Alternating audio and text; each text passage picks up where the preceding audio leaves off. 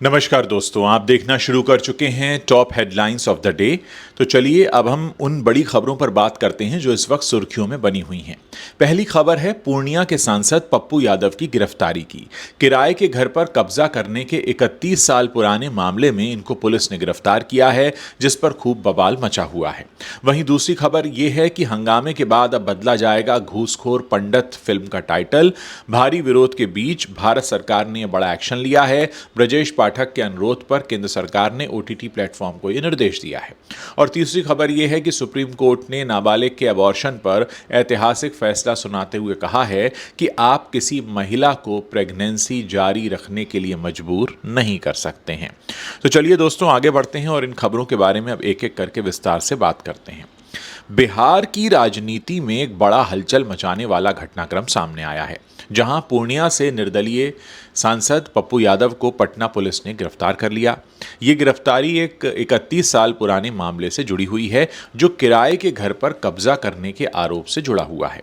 ये मामला 1995 का है, जब पटना के गर्दनीबाग थाने में विनोद बिहारी लाल नामक व्यक्ति ने शिकायत दर्ज कराई थी। शिकायतकर्ता का आरोप था कि पप्पू यादव और उनके सहयोगियों ने धोखाधड़ी से उनका मकान किराए पर लिया और फिर उसे अपने कार्यालय के रूप में इस्तेमाल कर लिया, जिससे मकान पर कब्जा हो गया।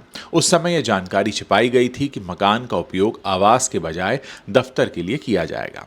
ये मामला पहले आईपीसी के तहत दर्ज हुआ, जिसे अब बीएनएस में बदल दिया गया है। इसमें धारा 419, 420, 468, 448, 506 और 120 बी जैसी गंभीर धाराएं शामिल हैं। अदालत में मुकदमा बड़े लंबे समय से लंबित था और पप्पू यादव को कई बार इसके लिए समन जारी किया गया, लेकिन वो सुनवाई के लिए पेश नहीं हुए। 2 दिन पहले ही अदालत ने उनकी संपत्ति कुर्क करने और गिरफ्तारी वारंट जारी करने का आदेश दिया था। इसके अलावा मामले के अन्य नामजद आरोपियों के ठिकानों पर इश्तेहार चस्पा करने का भी निर्देश दिया गया था। पूरे घटनाक्रम की बात करें तो शुक्रवार 6 फरवरी को देर रात करीब 12 बजे पटना पुलिस की टीम पप्पू यादव के पटना स्थित मंदिरी आवास पर पहुंची। यहां हाई वोल्टेज ड्रामा हुआ, जो करीब 3 घंटों तक चला। पुलिस की टीम सादे कपड़ों में आई थी, जिससे पप्पू यादव को लगा कि कोई उन्हें मारने आया है, और उन्होंने पुलिस से जाने से इनकार कर दिया और कहा कि वो रात में नहीं जाएंगे, बल्कि सुबह कोर्ट में खुद पेश होंगे। इस दौरान उनके समर्थक जो थे वो बड़ी संख्या में जुट गए और पुलिस व समर्थकों के बीच तीखी बहस, धक्का मुक्की और नारेबाजी होती रही। समर्थक पुलिस की गाड़ी पर भी चढ़ गए, जिससे स्थिति तनावपूर्ण हो गई। हालात को काबू करने के लिए अतिरिक्त 50 पुलिसकर्मियों को बुलाया गया। आखिरकार काफी मशक्कत के बाद पुलिस उन्हें गिरफ्तार करके अपने साथ ले गई। गिरफ्तारी के बाद उनका स्वास्थ्य जांच हुआ, जिसके लिए उन्हें आईजीआईएमएस अस्पताल ले जाया गया, जहां से उन्हें पुलिस स्टेशन ले जाया गया। इधर पप्पू यादव ने गिरफ्तारी को राजनीतिक साजिश करार दिया है। उन्होंने कहा, मेरे साथ क्या होगा पता नहीं। उन्होंने आरोप लगाया कि बिहार पुलिस और डिप्टी सीएम सम्राट चौधरी उनकी हत्या की साजिश रच रहे हैं, क्योंकि वो नीट छात्रा की मौत के मामले में सरकार को घेर रहे थे।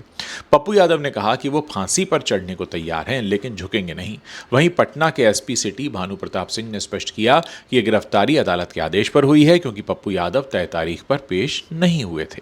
आपको बता दें कि पप्पू यादव बिहार की राजनीति में एक प्रमुख चेहरा हैं, जो निर्दलीय सांसद के रूप में चुने गए और अक्सर सामाजिक मुद्दों पर आवाज उठाते रहते हैं। हाल ही में वो पटना के एक हॉस्टल में नीट छात्रा की मौत के मामले में सक्रिय थे, जहां उन्होंने अस्पताल की लापरवाही के ऑडियो क्लिप्स जारी किए और प्रदर्शन में हिस्सा लिया। उन्होंने आरोप लगाया था कि इस घटना में किसी नेता के बेटे का हाथ है, इसीलिए सरकार जो है वो अपराधियों को बचा रही है।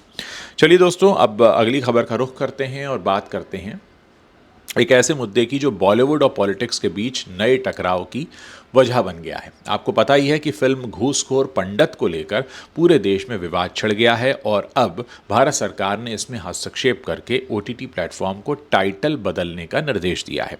ये फैसला उत्तर प्रदेश के उप मुख्यमंत्री ब्रजेश पाठक के अनुरोध पर आया है, जिन्होंने केंद्र सरकार से अपील की थी। फिल्म का निर्देशन नीरज पांडे ने किया है और लीड रोल में मनोज वाजपेयी हैं, जो कि एक सीनियर इंस्पेक्टर का किरदार निभा रहे हैं। ये एक डिस्ग्रेस्ड पुलिस अधिकारी की कहानी है, जिसमें नुसरत भरूचा और श्रद्धा दास भी एक्टिंग कर रहे हैं। फिल्म का टीजर 3 दिन पहले रिलीज हुआ था और इसे इस साल नेटफ्लिक्स पर रिलीज किया जाना है। विवाद की जड़ है फिल्म का टाइटल और कहानी। जो कि एक विशेष जाति और समुदाय, खासकर ब्राह्मण समाज को नकारात्मक रूप से चित्रित करती है। पूरे विवाद की शुरुआत उत्तर प्रदेश से हुई, जहां लखनऊ के हजरतगंज थाने में फिल्म के निर्देशक के खिलाफ एफआईआर दर्ज की गई। ये एफआईआर मुख्यमंत्री योगी आदित्यनाथ के निर्देश पर इंस्पेक्टर विक्रम सिंह ने दर्ज की। आरोप है कि टाइटल और कहानी से ब्राह्मण समाज की भावनाएं आहत हुई हैं। प्रयागराज में तो विरोध और तेज हो गया, जहां सिविल लाइंस के सुभाष चौराहा पर लोग जमा हुए और फिल्म के खिलाफ नारे लगाए।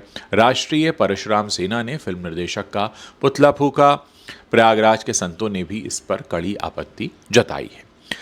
राजनीतिक प्रतिक्रियाओं की अगर बात करें तो बसपा सुप्रीमो मायावती ने इसे ब्राह्मणों का अपमान बताया और केंद्र से इस पर प्रतिबंध लगाने की मांग की। कांग्रेस ने भी हमला बोला।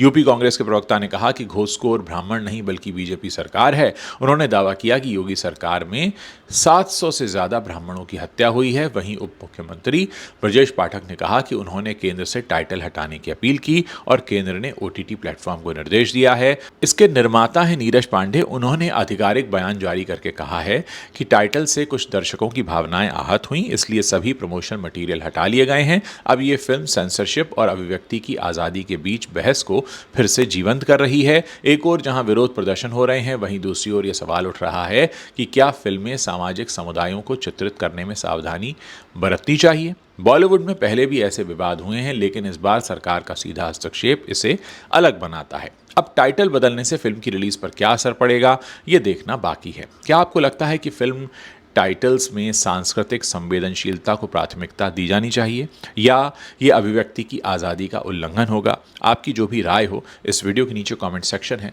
वहाँ लिखना मत भूलिएगा। मुझे इंतज़ार रहेगा आप लोगों के कमेंट्स पढ़ने का। अब अगली खबर की तरफ बढ़ते हैं। सुप्रीम कोर्ट ने नाबालिग लड़की को 30 हफ्ते की गर्भावस्था को मेडिकल रूप से समाप्त करने की अनुमति दे दी है। जी हां, जो महिलाओं के अधिकारों पर एक बड़ा फैसला है। अदालत ने स्पष्ट कहा है कि किसी भी महिला, खासकर नाबालिग को उसकी इच्छा के खिलाफ गर्भावस्था जारी रखने के लिए मजबूर नहीं किया जा सकता। आपको बता दें कि सुप्रीम कोर्ट ने जिस मामले पर टिप्पणी की वो 17 साल की एक लड़की का मामला है, जो अब 18 साल से ज़्यादा की हो चुकी है। लड़की पड़ोस के एक लड़के के साथ रिश्ते में थी, जिससे वो गर्भवती हो गई। उसने गर्भपात की मांग की, लेकिन बॉम्बे हाई कोर्ट ने इसे खारिज कर दिया और गर्भ जारी रखने तथा जन्म के बाद बच्चे को गोद देने का सुझाव दिया। सुप्रीम कोर्ट ने हाई कोर्ट के आदेश को रद्द कर दिया। मेडिकल बोर्ड की रिपोर्ट में कहा गया कि गर्भावस्था पूरा होने पर मां और बच्चे को तत्काल खतरा नहीं है, लेकिन अदालत ने लड़की की इच्छा को सर्वोपरि माना है। अदालत का तर्क था कि महिला की प्रजनन और उसके शरीर पर अधिकार सबसे महत्वपूर्ण है। जस्टिस बीवी नागरत्ना और जस्टिस उज्जवल भुइयां की पीठ ने कहा कि अगर 24 हफ्ते तक गर्भपात की अनुमति है तो असाधारण परिस्थितियों में 30 हफ्ते पर भी अनुमति दी जा सकती है। कई बार महिलाओं को फैसला लेने में समय लगता है। अगर अदालतें अनुमति नहीं देंगी तो महिलाएं असुरक्षित तरीकों और झोला छाप डॉक्टर्स का सहारा लेंगी, जो कि जानलेवा हो सकता है। महाराष्ट्र सरकार ने दलील दी कि बच्चे को अनाथालय में रखा जा सकता है, लेकिन अदालत ने कहा कि यह लड़की की इच्छा पर हावी नहीं हो सकता। गर्भावस्था जारी रखना मानसिक और शारीरिक आघात का कारण बन सकता है, साथ ही सामाजिक कलंक का सामना भी करना पड़ सकता है। अदालत ने मुंबई के जेजे अस्पताल को निर्देश दिया कि लिखित सहमति पर सावधानियों के साथ गर्भपात किया जाए। इस फैसले के बाद कई महिला संगठनों ने इस पर खुशी जताई है और कोर्ट के इस फैसले का स्वागत किया है।